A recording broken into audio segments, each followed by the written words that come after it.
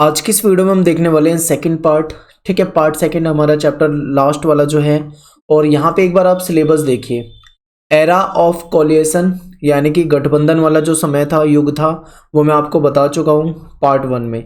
National front आज की video में हम देखने वाले हैं। यूनाइटेड फ्रंट आज की वीडियो में देखेंगे। ठीक है, इसके बाद जो अगला वीडियो आएगा उसमें हम देखेंगे ये यूपीए और एनडीए वाला सिस्टम। ठीक है, तो आज की वीडियो में आपको क्या करना है, नेशनल फ्रंट और यूनाइटेड फ्रंट जो मैं आपको दिखाने वाला हूँ वो बहुत अच्छे तरीके से समझना है, क्योंकि सबसे ज़्यादा जो कन्फ्यूज़न होने वाली है वो आपको यहीं पे होने वाली है, क्योंकि बहुत छोटे छोटे समय में कई सारे प्राइम मिनिस्टर जो हैं वो बदलते जा रहे हैं।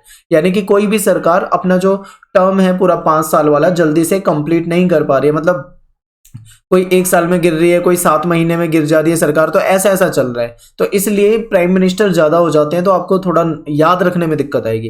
बाकी आप यहाँ पे ध्यान से देखिए, मैं आपको समझा देता हूँ। लास्ट वीडियो में हमने क्या देखा था ये आपको समझना है दोबारा से, क्योंकि अब हम आ चुके हैं 1989 के बाद। आपको पता है कि 1989 के बाद जितनी भी सरकारें बन रही थी वो सारी सरकारें कौन सी सरकारें थी, वो सारी गठबंधन वाली सरकारें थी। यानी कि कोई भी एक पार्टी इतना बहुमत नहीं ला पाती थी कि वो अपने दम पे सरकार बना ले, उसे किसी ना किसी पार्टी से गठबंधन करना पड़ता था, किसी न किसी पार्टी को अपने अलायंस में जोड़ना पड़ता था। ऐसा माहौल हो गया था। तो 1989 में क्या हुआ, यहाँ पे सरकारें आई, 2 सरकारें आपको याद रखनी है। ठीक है, नेशनल फ्रंट की पहली सरकार और नेशनल फ्रंट की दूसरी सरकार, यानी प्राइम मिनिस्टर आप समझ लो इनके, यानी नेशनल फ्रंट के पहले प्राइम मिनिस्टर और नेशनल फ्रंट के दूसरे प्राइम मिनिस्टर। ठीक है, तो नेशनल फ्रंट को अगर आप हिंदी में देखोगे तो इसे हम बोलते हैं राष्ट्रीय मोर्चा, यानी राष्ट्रीय मोर्चा की पहली सरकार। ठीक है, राष्ट्रीय मोर्चा की दूसरी सरकार। तो देखिए क्या हुआ कि जब 1989 में आपको पता है कांग्रेस जब चुनाव हुआ था, कांग्रेस को मिली थी 197 सीटें। अब 197 सीटें अगर देखें तो ये काफ़ी कम है, क्योंकि कांग्रेस वो पार्टी है जो 300 सीटें लेके आ रही थी एक समय में। अगर आप इसके पिछले चुनाव में ही देख लो, 1984 में ही देख लो, तो राजीव गांधी के समय में आप देखोगे 415 सीटें।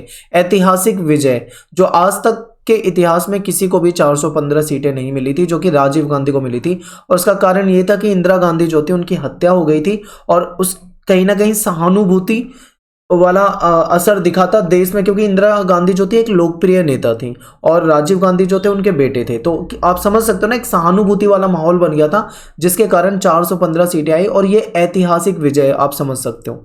लेकिन ठीक उसके 5 साल के बाद ऐसा क्या हो गया कि वही राजीव गांधी जो 415 सीटें लेके आ रहे हैं, वही राजीव गांधी 197 पे आ गए। यानी इतना बुरा, मतलब आप रिजल्ट देख सकते हो कि क्यों हुआ। तो इसमें बहुत सारे कारण हैं, वो सारे कारण हम यहाँ पे देखेंगे। तो ध्यान से देखिए और समझिए एक बार इसको कि क्या हुआ कि 1984 के चुनाव में जो राजीव गांधी 415 सीटें लेके आए थे, वही राजीव गांधी 1989 के चुनाव में केवल 197 सीट लेकर आ रहे हैं। कारण क्या है, बीच में कुछ ऐसी चीजें हो गई, बोफोर्स घोटाला हो गया, यानी जो स्वीडन से जो तोप वगैरह खरीदी गई थी उसमें एक बहुत बड़ा घोटाला सामने आया। ठीक है, और भी करप्शन के चार्जेस लग गए थे, और मतलब माहौल कहीं ना कहीं खराब हो रहा था कांग्रेस के नजरिए से। और ये जो वीपी सिंह जो प्रधानमंत्री बने हैं, ये जो आप देख रहे हो 1989 में ये जो पीएम बने हैं, ये क्या थे, ये राजीव गांधी की सरकार में ही ये डिफेंस मिनिस्टर भी रह चुके हैं उस समय में। लेकिन इन वीपी सिंह ने क्या किया, जब राजीव गांधी की सरकार में ऐसे आरोप लगने लगे तो इन्होंने सरकार से किनारा कर लिया वीपी सिंह ने, और कांग्रेस के थे ये कांग्रेस के ही खिलाफ हो गए। कांग्रेस के खिलाफ इन्होंने मोर्चा खोल दिया और कांग्रेस का भ्रष्टाचार उजागर करने में लग गए ये। यानी कि कहीं ना कहीं एक तरह से कांग्रेस का ही इन्होंने कांग्रेस को ही उधेड़ दिया। तो बाद में क्या हुआ फिर 1989 में, अब कांग्रेस के पास है 197 सीटें, सरकार तो बना नहीं सकती। तो ऐसे में क्या हुआ, अब ऑप्शन यही है कि जो भी सरकार बनाएंगे वो भी गठबंधन की सरकार बनेगी, क्योंकि बहुमत किसी को नहीं है। तो ऐसे में नेशनल फ्रंट एक गठबंधन सामने आया, जिसको सपोर्ट कर दिया लेफ्ट पार्टी ने और बीजेपी ने। अब देखो यहाँ पे समझो लेफ्ट विंग और राइट विंग। लेफ्ट विंग जो है जैसे सीपीआई हो जाएगा, सीपीआईएम हो जाएगा, ये लेफ्टिस्ट पार्टी हैं, और बीजेपी जो है राइट विंग की पार्टी। अब एक चीज ये समझ लो कि कभी भी 2 अलग विचारधाराओं वाली पार्टी एक साथ रह नहीं सकती, टिक नहीं सकती।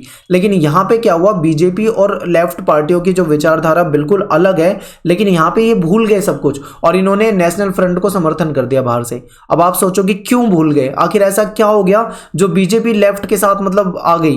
तो इसके पीछे देखिए कारण ये था, क्योंकि बीजेपी जो थी, बीजेपी नहीं चाहती थी कि कांग्रेस फायदा उठाए किसी भी तरीके का। बीजेपी नहीं चाहती थी, बीजेपी चाहती थी कांग्रेस बेदखल रहे सत्ता से।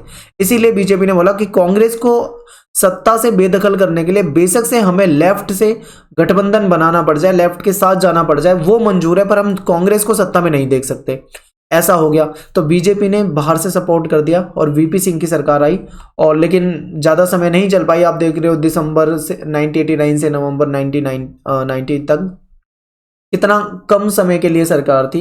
बाद में क्या हुआ, बीजेपी ने सपोर्ट कर रखा था, फिर बाद में बीजेपी ने अपना सपोर्ट खींचा यहाँ से, तो इनकी सरकार वीपी सिंह की जो थी वो गिर गई।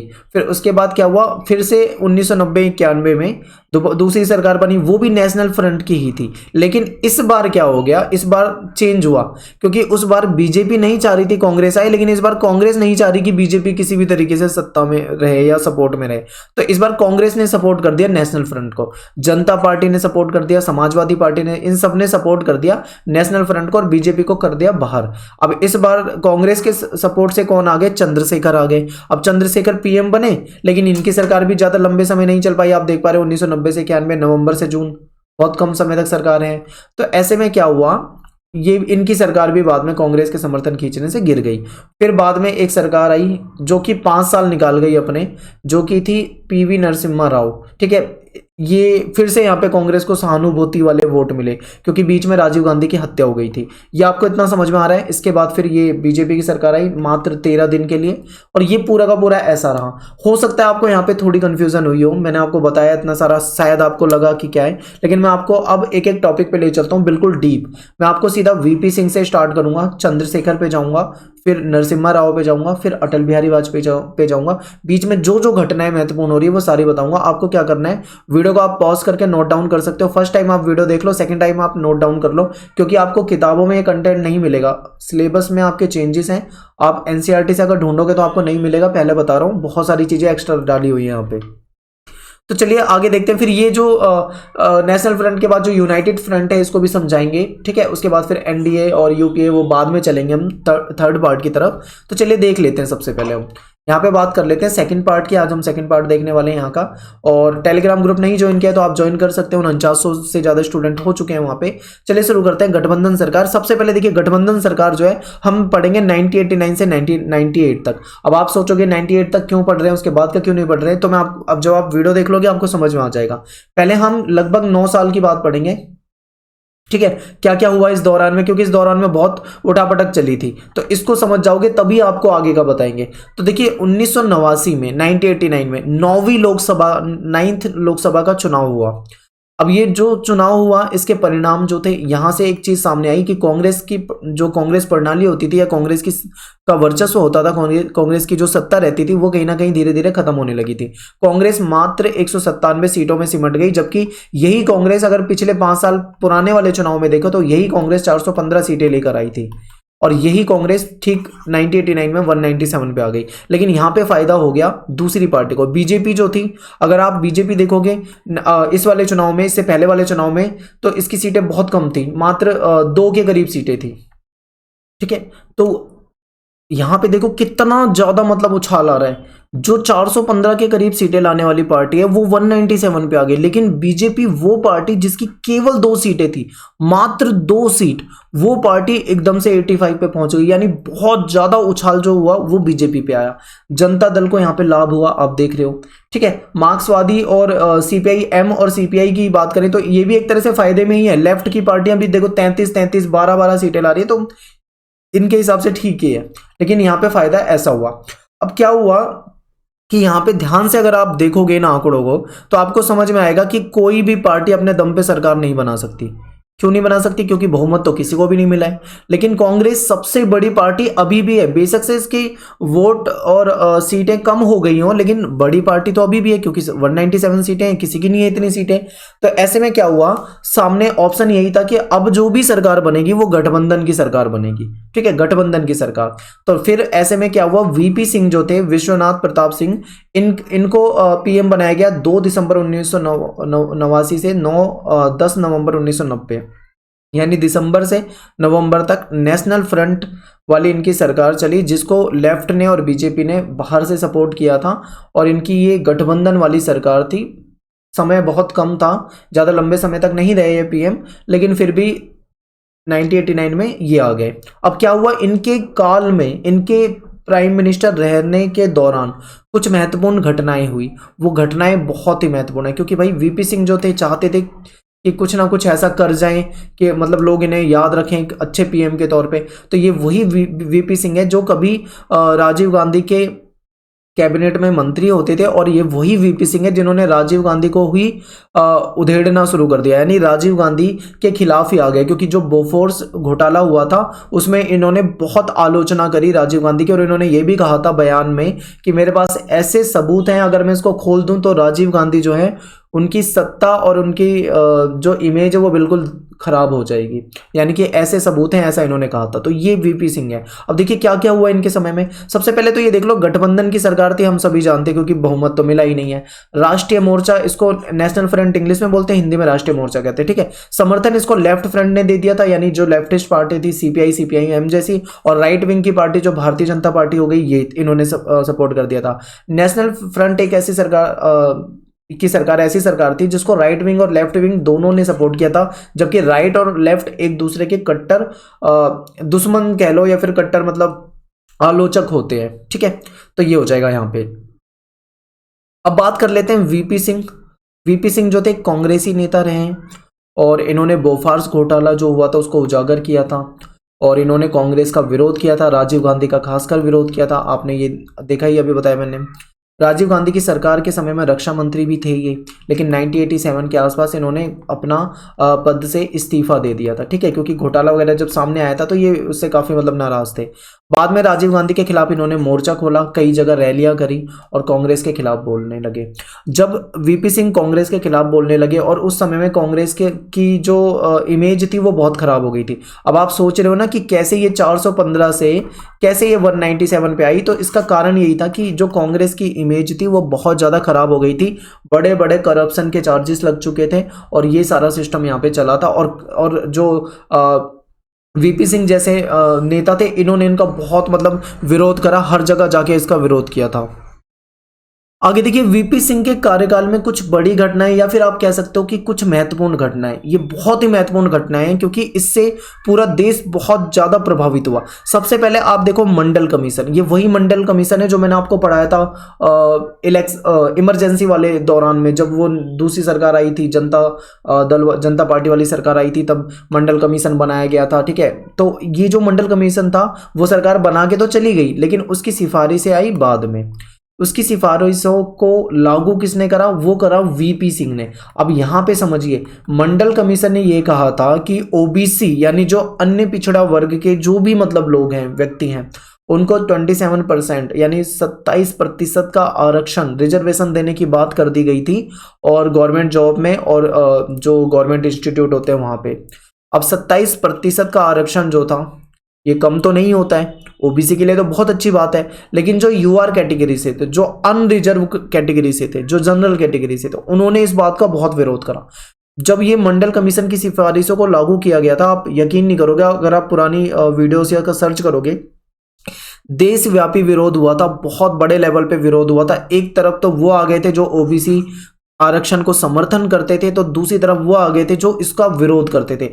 दोनों के बीच में दंगे हुए, लड़ाई झगड़ा हुआ, कईयों ने आत्मदाह कर लिया, अपने आप को जला लिया, कई सारे स्टूडेंट्स ने, और मतलब बहुत सारे मर भी गए इसमें। तो ये बहुत ज़्यादा मतलब प्रभावित हुआ, ये वीपी सिंह के कार्यकाल में हुआ। तो ये मंडल आयोग वाली चीज़ें जो है, वीपी सिंह का नाम जहाँ पे भी आता है इतिहास में, वहाँ पे मंडल आयोग की सिफारिशों को लागू करने वाली बात भी आपको पढ़ने को मिलेगी। देशव्यापी विरोध हुआ था। इसी समय एक दूसरी घटना भी हो गई।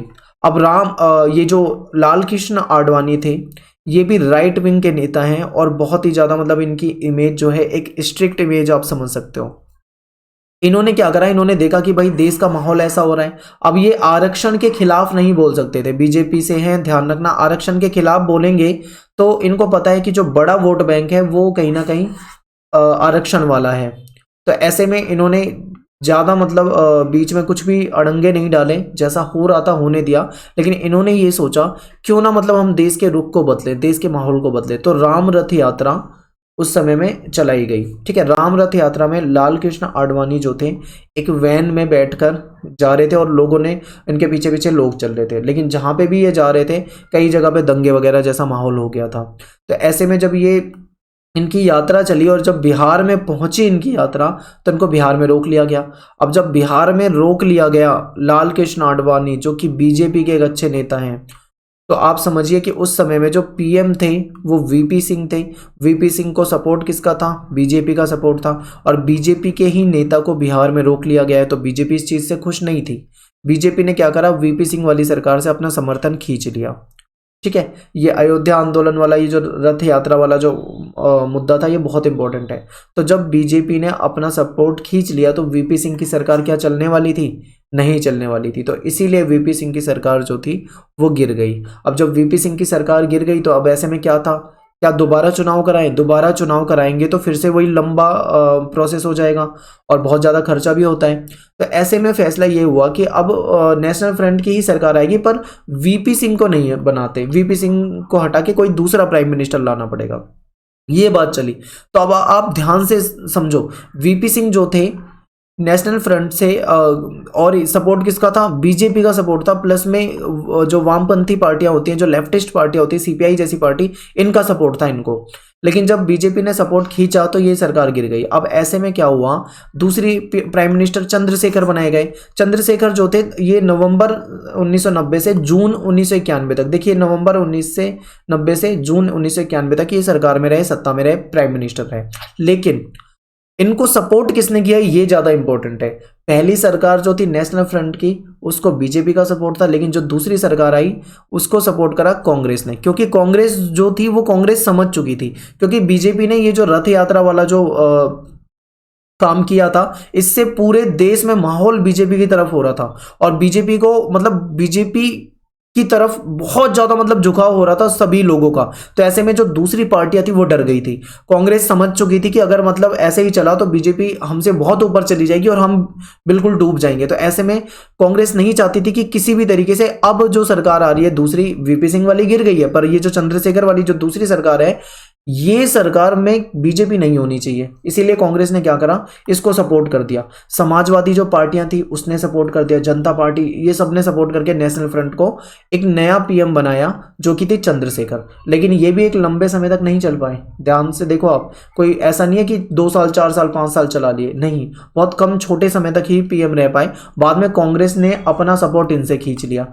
जैसे बीजेपी ने अपना सपोर्ट वीपी सिंह से खींचा था, ऐसा ही सपोर्ट कांग्रेस ने खींच लिया चंद्रशेखर से। हो गया होगा इनका कुछ विवाद वगैरह। अब बात चल रही है 1991 की, ध्यान से देखें। ठीक है, इनको सत्ता से तो पहले ही निकाल दिया गया था, यानी 7 महीने, लगभग 7-8 महीने में इनकी सरकार गिर चुकी थी।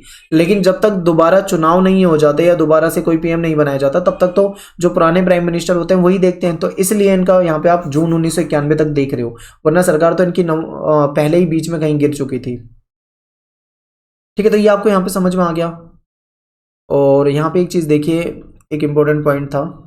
चलिए पहले चंद्रशेखर के बाद में पढ़ लेते हैं, फिर बताता हूँ आपको क्या हुआ। कि ये जो चंद्रशेखर थे, जनता दल इन्होंने छोड़ा था। इन्होंने एक पार्टी बनाई थी जिसका नाम था समाजवादी जनता दल। नाम याद रखें, समाजवादी जनता दल। इनके पास 64 सांसदों का समर्थन प्राप्त था इनको। इन्हें कांग्रेस ने बाहर से सपोर्ट किया था और बाद में कांग्रेस ने ही सपोर्ट खींच लिया, जिससे कि इनकी सरकार गिरी। लंबे समय तक सत्ता में नहीं रह पाए, लेकिन प्राइम मिनिस्टर बन चुके हैं। ठीक है, थोड़े समय के लिए। यहाँ पे क्या हुआ, एक बड़ी घटना हुई, ये आपको समझना है, ये आपको बहुत ध्यान से समझना है। देखिए अभी मैंने आपको क्या क्या बताया, आप एक बार ध्यान से समझो इसे। प्राइम मिनिस्टर कौन आए? वीपी सिंह आए। ठीक है, ये हम समझ चुके हैं। फिर कौन आए? प्राइम मिनिस्टर चंद्रशेखर आए। ठीक है, चंद्रशेखर ये यहाँ पे पहले नंबर पे, दूसरे नंबर पे। फिर तीसरे नंबर पे कौन सत्ता में आएंगे? इससे पहले आपको एक चीज समझनी है। ठीक है, अब आप यहाँ पे देखो, मैं आपको लास्ट वीडियो में जैसे ही मैं बता रहा था आपको, ये देखिए मैंने क्या बताया था आपको यहाँ पे कि वीपी सिंह को सपोर्ट करा बीजेपी ने, इसको सपोर्ट करा कांग्रेस ने, ये चला। लेकिन बाद में जो सरकार आई वो आई नरसिम्हा राव की, और ये पूरे 5 साल चली। यहाँ पे आप देख पाओगे कि इनकी सरकार 91 से 96 यानी 5 साल चल गई है। अब यहाँ पे आपको हैरानी होगी कि 5 साल ये सरकार क्यों चली, तो इसके बीच में घटना हो गई थी। वो घटना आपको याद रखनी है। ठीक है, मैं आपको बताता हूँ कैसे हुआ। और ये बहुत इंपॉर्टेंट घटना है, इसीलिए आपको ये दिमाग में डाल लेनी है। देखिए चंद्रशेखर, पहले वीपी सिंह फिर चंद्रशेखर, बीच में क्या हुआ, राजीव गांधी जो थे इनकी हो गई हत्या। ठीक है, चुनाव होने थे, चुनाव की तारीख सब कुछ थी, लेकिन राजीव गांधी की हत्या हो गई बिल्कुल एक दिन पहले। अब राजीव गांधी की जब हत्या हुई तो ठीक वैसा ही माहौल बन गया जैसा इंदिरा गांधी के समय हुआ था, क्योंकि जब इंदिरा गांधी की हत्या हुई थी तो लोग कहीं ना कहीं सहानुभूति बहुत रखते थे इंदिरा गांधी से, बहुत मतलब उनको पसंद करते थे। तो उसी का असर राजीव गांधी पे दिखा कि उसको 415 सीटें मिल गई।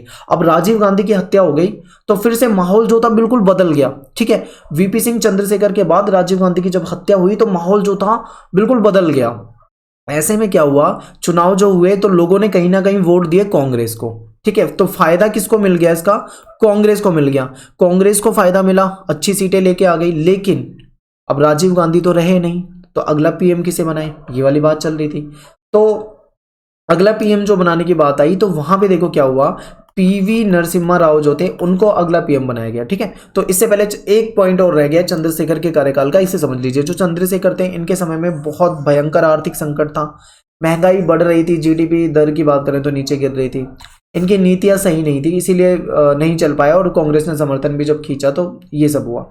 तो यहाँ पे समझ गए आप क्या हुआ कि मई 1991 में राजीव गांधी की हत्या हो गई। ठीक है, अब राजीव गांधी की हत्या हो गई तो ऐसे चंद्रशेखर बने रहे सत्ता में, क्योंकि जब तक नए पीएम नहीं बनेंगे तब तक केयर टेकर प्रधानमंत्री के रूप में आप समझ लो कि ये तो कोई ना कोई तो रहेगा, तो ये रहे। लेकिन 1991 में जब इनकी हत्या हुई उसके बाद इलेक्शन हुए। अब जब इलेक्शन हुए तो ये 10वीं लोकसभा के चुनाव थे, और इसके परिणाम देखो क्या हुआ, ये वही कांग्रेस है जो 1989 में, अब 1984 में अगर आप देखोगे 1984 में अगर आप देखोगे तो ये 415 सीटें ला रही थी, 1989 में ये 197 सीटें में आ गई, और 1991 में जो मध्य अवधि चुनाव कराने पड़ गए, बीच में ही चुनाव कराने पड़ गए, उसमें कांग्रेस ने अपनी स्थिति को सुधारा। अब आप देखोगे 197 से 244 पे आ गई, कहीं ना कहीं कांग्रेस की स्थिति सुधर गई है। लेकिन यहाँ पे ये देखो बीजेपी भी कम नहीं है, बीजेपी को भी बहुत फायदा हुआ। ठीक है, ये 120 पे पहुंच गई, यानी बीजेपी को भी फायदा हुआ। वो रथ यात्रा वाला मामला जो हुआ था उससे मतलब लोग इनकी तरफ हो गए थे आकर्षित, तो बीजेपी और कांग्रेस दोनों का वोट शेयर जो है और जो इनकी सीटें हैं वो बढ़ गई है। यहाँ पे आपको इतना समझ में आया। अब देखो क्या हुआ आगे, अगले प्रधानमंत्री बनाने थे, राजीव गांधी रहे नहीं थे, राजीव गांधी की हत्या हो चुकी थी, तो कांग्रेस ने सोचा कि अगला प्रधानमंत्री किसे बनाए, तो पीवी नरसिम्हा राव जो थे इनको प्रधानमंत्री बनाया गया। और ये बहुत मतलब 2 प्रधानमंत्री के बाद ये तीसरे ऐसे प्रधानमंत्री हैं 1989 के बाद जिन्होंने अपनी सरकार, ये लगा लो मतलब तीसरे जो प्राइम मिनिस्टर थे, ये यही ऐसे प्राइम मिनिस्टर हैं जिन्होंने अपनी सरकार 5 साल यहाँ पे चला ली है। वरना इससे पहले आपने वीपी सिंह को देखा, आपने चंद्रशेखर को देखा, दोनों ही सरकारें जो थी वो क्या थी, कम समय तक ही चल पाई, लेकिन इन्होंने चला ली सरकार लगभग 5 साल, आप ये मान लीजिए। ठीक है, अब 1991 से 1996 इनका शासन चल रहा था, लेकिन इसी दौरान हो गई एक बड़ी घटना जो हुई उससे कहीं ना कहीं माहौल जो था देश का फिर से बदला। अब क्या हुआ नरसिम्हा राव के समय में, देखिए इन्होंने जब ये आए थे चंद्रशेखर के बाद, तो आपको चंद्रशेखर की सरकार के बाद आपको याद होगा कि देश की जीडीपी तो जो थी गिर रही थी, महंगाई बढ़ रही थी, आर्थिक नीतियां बहुत खराब थी, हमें लोन मिलना बंद हो गया था। एक तरह से भारत देखे तो बैंक करप्ट होता जा रहा था, यानी कहीं कहीं हम कह सकते हैं कि दिवालिया होता जा रहा था। तो ऐसे में देश की अर्थव्यवस्था को सुधारना एक बहुत बड़ी चुनौती थी। तो जो ये पीवी नरसिम्हा राव आए, ये प्राइम मिनिस्टर थे। ठीक है, प्राइम मिनिस्टर हो गए पीवी नरसिम्हा राव, लेकिन वित्त मंत्री उस समय थे मनमोहन सिंह। ये वही मनमोहन सिंह है जो बाद में प्राइम मिनिस्टर बने हैं। तो ये उनके कार्यकाल में मनमोहन सिंह जो थे वित्त मंत्री थे। इनकी जोड़ी आप कह लो प्राइम मिनिस्टर और वित्त मंत्री की, इनकी ये जो जोड़ी थी काफ़ी सक्सेस रही, क्योंकि इन्होंने जो देश की जो नई आर्थिक नीति थी उस समय में नई आर्थिक नीति लेकर आए ये, और यहीं पे एलपीजी आया, यानी लिबरलाइजेशन, प्राइवेटाइजेशन, ग्लोबलाइजेशन। एलपीजी पे सेपरेट वीडियो बनाया हुआ है, टेलीग्राम पे भी डाल चुका हूँ कई बार, आप एलपीजी वाली वीडियो जरूर देखना, तभी आपको पता लगेगा कि आखिर ऐसा क्या चमत्कार हो गया इन 5 साल में जो महंगाई और जीडीपी जो थी कहीं ना कहीं धीरे धीरे उसमें सुधार आया। ठीक है, इन्होंने नीतियां बदली, एलपीजी जो नई आर्थिक नीति अपनाई उससे काफी सुधार आया। अब जो आईएमएफ था उसने भी भारत को लोन देना शुरू करा, क्योंकि हमारी नीतियां बदल चुकी थी। तो भारत को फायदा हुआ थोड़ा सा इस समय में, थोड़ा सा बल्कि हम ज्यादा ही कह सकते हैं, काफी फायदा हो गया। अब देखिए इस समय में फायदा हुआ, लेकिन यहाँ पे कुछ विवाद के मुद्दे भी है। विवाद के मुद्दे आपको याद रखने हैं, क्योंकि यहाँ पे एक मुद्दा ऐसा है जिसने बहुत भयंकर बदलाव ला दिया भारतीय राजनीति में। देखिए क्या हुआ, इस समय यूपी उत्तर प्रदेश की बात करूं तो यहाँ पे बीजेपी की सरकार थी, यानी केंद्र की बात कर रहा हूं मैं, तो केंद्र में किसकी सरकार है, कांग्रेस की सरकार है, ठीक है। प्राइम मिनिस्टर कौन है, पीवी नरसिम्हा राव। लेकिन अगर यहीं पे मैं यूपी की बात करूं तो यहाँ पे बीजेपी की सरकार है, और यूपी में सीएम कौन थे, बीजेपी के सीएम थे कल्याण सिंह। अब सीएम ये हैं और पीएम जो है वो कांग्रेस के हैं। इसी दौरान एक घटना हो गई 6 दिसंबर 1992 वाली, बाबरी मस्जिद को गिराया गया। अब जब बाबरी मस्जिद को गिराने वाली घटना हो गई तो केंद्र नहीं चाह रहा था कि ऐसा कुछ भी हो, लेकिन स्टेट कल्याण सिंह जो थे इन्होंने कहा था कि भाई हम बाबरी मस्जिद की पूरी सुरक्षा रखेंगे, लेकिन सुरक्षा इन्होंने नहीं रखी या नहीं रख पाए जो भी था, और बाबरी मस्जिद गिरा दी गई। और इस समय में देश में दंगे हो गए, हिंदू मुस्लिम दंगे। और कहीं ना कहीं बीजेपी को इस घटना के बाद से कहीं ना कहीं मतलब एक तगड़ी राइट विंग वाली, मतलब आप कट्टर आप कह सकते हो ऐसी पार्टी के रूप में देखा गया, और राइट विंग की जबरदस्त पार्टी बन चुकी थी बीजेपी इस समय में, क्योंकि माहौल जो था इन्होंने बिल्कुल बदल दिया था। नरसिम्हा राव की सरकार ने कई, और यहाँ पे एक बड़ा मुद्दा ये भी हुआ, तीसरा मुद्दा भी याद रखें, ये नहीं याद रखते हम ज्यादातर। नरसिम्हा राव की सरकार जो थी इस पे करप्शन के चार्ज लग गए, और कई मंत्री जो थे उन पे करप्शन के चार्ज लग गए। तो ये 3 घटनाएं इस समय में, 2-3 घटनाएं आपको याद रखनी है। एक तो क्या याद रखनी है कि ये जो बाबरी मस्जिद गिरा दी गई, दूसरी घटना ये याद रखनी है कि इनके जो मंत्री थे कांग्रेस वाली सरकार के, इन पे भ्रष्टाचार के आरोप थे, ये विवाद के मुद्दे बने यहाँ पे। फिर क्या हुआ कि ये जो सरकार थी ये चली 1996 में तक चली। अब 1996 में होने थे दोबारा चुनाव, ठीक है। और यहाँ पे एक छोटी सी टाइपिंग की मिस्टेक है, ये यहाँ पे 1991 की जगह 1996 आएगा, ठीक है। 1996 में चुनाव दोबारा कराने थे, तो 11वीं लोकसभा के चुनाव कराए गए। अब ये जो चुनाव हुए तो इस समय में एक बहुत बड़ा मतलब बदलाव देखने को मिला। बदलाव ये देखने को मिला कि जो बीजेपी थी वो सबसे बड़ी पार्टी बन के उभरी, यानी बीजेपी को मिली 161 सीटें और कांग्रेस आ गई 140 पे। तो अब आप समझो कि बीजेपी को यहाँ पे कितना फायदा हुआ है।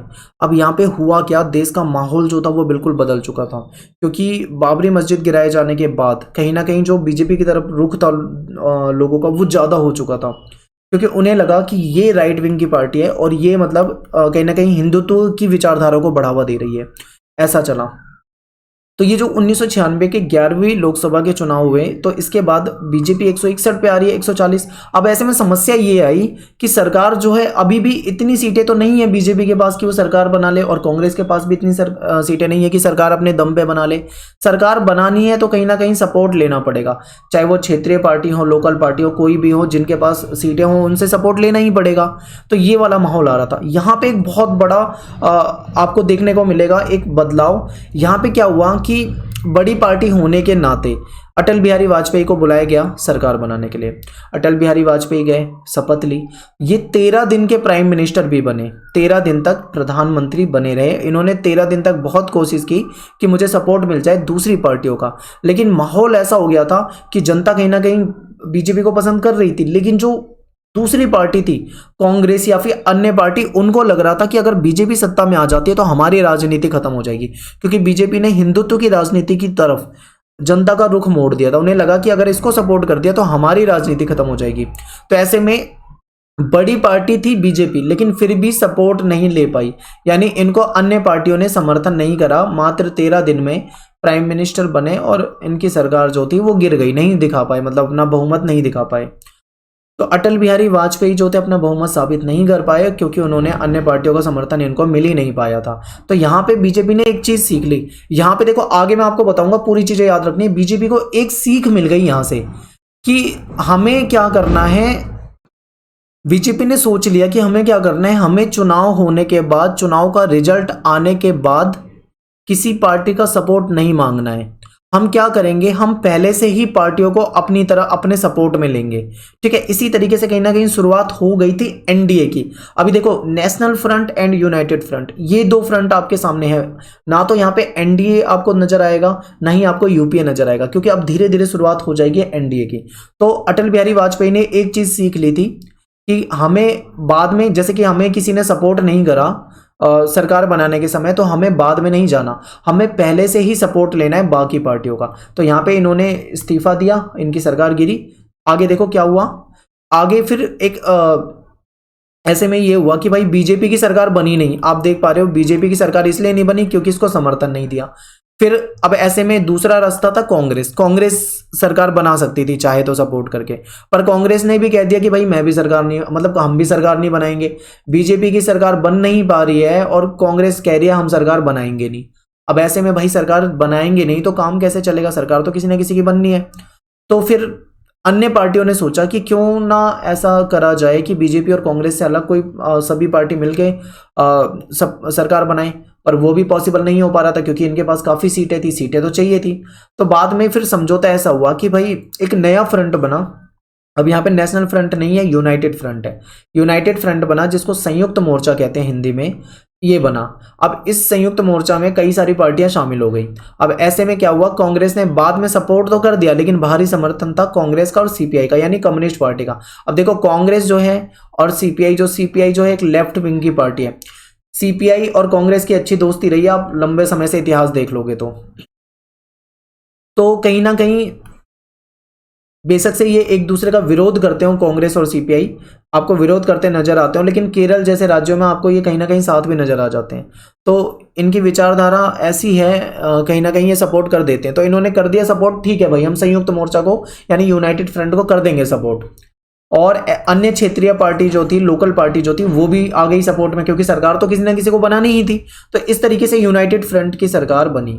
और यूनाइटेड फ्रंट की सरकार जो थी ये भी एक गठबंधन की ही सरकार थी। अब आप सोचो गठबंधन की सरकार थी तो क्या होना है। अब ऐसे में बनाया गया कि प्राइम मिनिस्टर किसको बनाया जाए। गठबंधन की सरकार जो यूनाइटेड फ्रंट की बनाई जाए तो प्राइम मिनिस्टर किसे बनाया जाए। तो ऐसे में नाम आया एचडी देवगौड़ा जो कि साउथ से थे। इनको कहा गया कि भाई ये पीएम बना देते हैं इनको। तो यूनाइटेड फ्रंट की सरकार जो थी कांग्रेस के सपोर्ट वाली सरकार, इन्होंने प्राइम मिनिस्टर बना दिया एचडी देवेगौड़ा को। ये 1996 से 1997 तक जून 1996 से अप्रैल 1997 तक लगभग प्राइम मिनिस्टर रह चुके थे। लेकिन कहीं ना कहीं इनसे विवाद हो गया कांग्रेस का। अब कांग्रेस से इनका विवाद हुआ तो कांग्रेस ने कहा कि भाई हमें ये प्राइम मिनिस्टर नहीं चाहिए, सपोर्ट खींचने को हुए। तो ऐसे में क्या हुआ, फिर लगा कि भाई जब ये नहीं बन पाएंगे पीएम तो कोई दूसरा प्राइम मिनिस्टर बनाते हैं। यूनाइटेड फ्रंट ने कहा कि हम दूसरा प्राइम मिनिस्टर बनाते हैं। फिर ऐसे में आए इंद्र कुमार गुजराल, आई.के. गुजराल, इनको प्राइम मिनिस्टर बनाया गया। पर इनकी सरकार भी आप देखोगे 1997 से 1998 ज्यादा लंबे समय तक नहीं चल पा रही है। तो आखिर देवेगौड़ा और इनके साथ क्या हुआ ये आपको थोड़ा सा समझना है, बस हो जाएगा यहाँ पे। तो एचडी देवेगौड़ा जो थे कर्नाटका से थे, प्राइम मिनिस्टर बना दिया गया इनको। और लेकिन कहीं ना कहीं विवाद हो गया कांग्रेस और देवेगौड़ा के बीच में। विवाद क्या था कि देवेगौड़ा जो प्राइम मिनिस्टर थे ये, इससे कांग्रेस खुश नहीं थी। खुश क्यों नहीं थी, क्योंकि ये जो कोई फैसला लेते थे देवेगौड़ा तो ये बिना कांग्रेस से पूछे ले लेते थे। तो कांग्रेस ये कहती थी कि बेशक से हम बाहर से सपोर्ट कर रहे हैं पर हम कहीं ना कहीं एक लार्जेस्ट पार्टी है, हमारे पास है वोट, ठीक है, सपोर्ट कर रहे हैं तो कहीं ना कहीं हमारे पास अच्छे सीटें हैं, तो हमसे कम से कम पूछा तो करो। लेकिन देवेगौड़ा जो थे वो नहीं मान रहे थे इनकी बात। तो इससे क्या हुआ, इन दोनों के बीच में हो गया विवाद। अब कांग्रेस ने अपना समर्थन खींचा, जैसे ही समर्थन खींचा तो कहीं ना कहीं देवेगौड़ा को इस्तीफा देना पड़ा। अब बाद में ये हुआ कि भाई दोबारा चुनाव कराएं, यही होता है जब या तो दोबारा चुनाव कराएं। अब चुनाव का प्रोसेस जो है लंबा है, पैसा भी ज्यादा खर्च होता है। तो ये सोचा चलो कोई नहीं, यूनाइटेड फ्रंट बना लेते हैं सरकार, दूसरा प्राइम मिनिस्टर बना लेते हैं। देवेगौड़ा से नहीं बन रही बात तो दूसरा बना लेते हैं। फिर आई.के. गुजराल आए, ये काफी मतलब एक अच्छे नेतृत्व वाले नेता रहे हैं और काफी मतलब अच्छे अच्छे पदों पे भी रहे हैं। अगर आप कभी इनके हिस्ट्री खोल के देखोगे तो आपको बहुत कुछ मिलेगा आई.के. गुजराल के बारे में। तो ये पीएम बन गए, लेकिन बात वही थी कि नहीं सरकार चल पा रही, यहाँ पे 5-5 साल 4-4 साल नहीं चल पा रही सरकार। 1 साल 1.5 साल में कहीं ना कहीं ऐसा माहौल हो चुका था, तो इनकी सरकार भी गिर गई। तो यहाँ पे हमारा जो है पार्ट 2 हमारा यहाँ पे खत्म हो जाता है। और यहाँ पे ये कंफ्यूजिंग हो सकता है, वीडियो को 2 बार देखो, 3 बार देखो, 4 बार देखो, क्यों समझना है ये। यहाँ पे मैंने आपको स्टार्टिंग में बताया था कि प्राइम मिनिस्टर जल्दी जल्दी जा रहे हैं इसलिए दिक्कत होगी आपको, लेकिन अब मैं आपको रिवाइज करा देता हूँ। केवल 2 मिनट और दे दो, वीडियो को ध्यान से देखो। 2 तरह की सरकार थी यहाँ पे, एक है नेशनल फ्रंट जिसको हम बोलते हैं राष्ट्रीय मोर्चा, ठीक है, और दूसरा है यूनाइटेड फ्रंट जिसको हम बोलते हैं संयुक्त मोर्चा, ठीक है। दोनों के प्राइम मिनिस्टर रहे। 2 प्राइम मिनिस्टर नेशनल फ्रंट के आपने देखे, जैसे कि आपने देखा था वीपी सिंह, नहीं चल पाई ज्यादा लंबे समय तक सरकार, ठीक है। दूसरे प्राइम मिनिस्टर कौन आए, चंद्रशेखर, यहां पे भी नहीं चल पाई सरकार। फिर संयुक्त मोर्चा की सरकार की बात करें तो यहाँ पे एचडी देवेगौड़ा आप देख रहे हो, ठीक है, और दूसरे आप क्या देख रहे हो यहाँ पे आई.के. गुजराल। और इसके बीच में एक सरकार और आई थी जो कि थी नरसिम्हा राव की, जो कि कांग्रेस की थी, ठीक है। वहां पे कांग्रेस को सही बहुमत था। और 13 दिन वाली सरकार की अगर हम बात करें तो 13 दिन वाली सरकार अटल बिहारी वाजपेयी की भी सरकार आप यहाँ पे देख सकते हो। लेकिन आप देखोगे, आपको एक चीज महसूस होगी कि ये 1989 के बाद एक ऐसा माहौल आ गया है देश में, एक ऐसा मतलब माहौल बन चुका है देश में जहां पे किसी भी एक पार्टी को बहुमत नहीं मिल रहा है। सभी पार्टियां एक दूसरे का मतलब सपोर्ट लेकर ही सरकार बना रही हैं, और वो भी सरकार जो है ज़्यादा लंबे समय तक चल नहीं पा रही है। एक पीवी नरसिम्हा राव वाली सरकार ही चल पाई है, वरना आप देख पाओगे कि 4 प्राइम मिनिस्टर यहाँ पे बन चुके हैं, 5 प्राइम मिनिस्टर बन चुके हैं, पर सरकार नहीं चल पा रही। और ये क्या है, केवल 1989 से लेकर 98 के आसपास तक की बात कर रहा हूं मैं, ठीक है। यानी कि 8-9 साल की बात अगर मैं करूं तो यहाँ पे आप देखोगे कि कितनी जल्दी जल्दी सरकारें जो हैं वो गिर जा रही हैं, नहीं चल पा रहा है इनका मतलब 5 साल तक पूरा टर्म। तो यहाँ पे आप समझ गए हो। उम्मीद करता हूँ आपको ये समझ में आया होगा। आप मुझे कमेंट में जरूर बताएं, क्योंकि मैंने बहुत मेहनत करके और काफ़ी आसान तरीके से समझाने की कोशिश की है। हो सकता है दिक्कत आए, लेकिन 2 बार वीडियो को देखो, याद हो जानी चाहिए, इन चीज़ों को नोट डाउन कर सकते हो आप। मिलते हैं नेक्स्ट वीडियो में। थैंक्स फॉर वॉचिंग सभी को। जय हिंद, जय भारत।